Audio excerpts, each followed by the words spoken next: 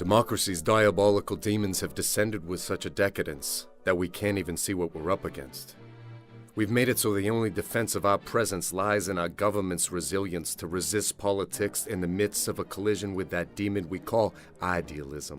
An evil which derives itself from extreme religion mixed with 2 parts upheld tradition and 1 part maniacal ambition. And our government's defense alone is just not going to be enough.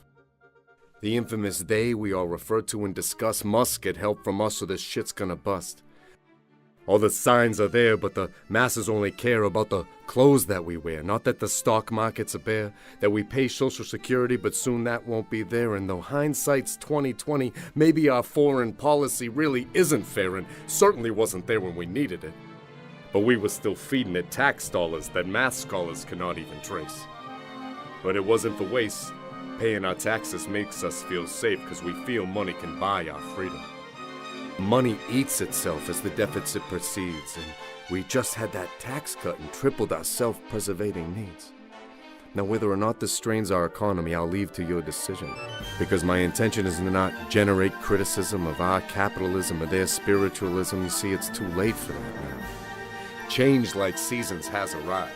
And change to America is going to mean change in our lives, so how are we going to make this work?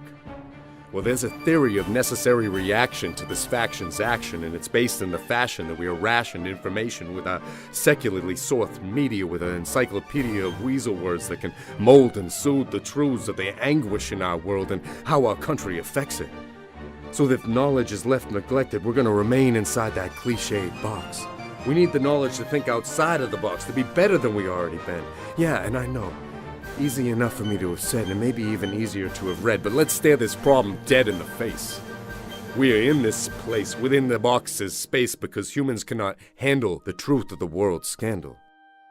At second sign, Americans as a whole become scrambled, and some become vandals, dismantling the very string that has woven the thread and the rope our tax dollars buy to hold us together.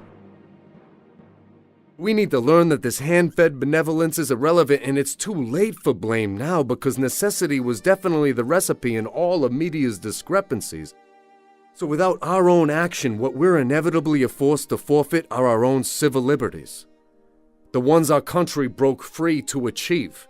The freedoms they fought for that we now live and breathe are going to be in jeopardy if you cannot learn how to not overreact to the spread of real knowledge about the enemy we can't see, but we are up against.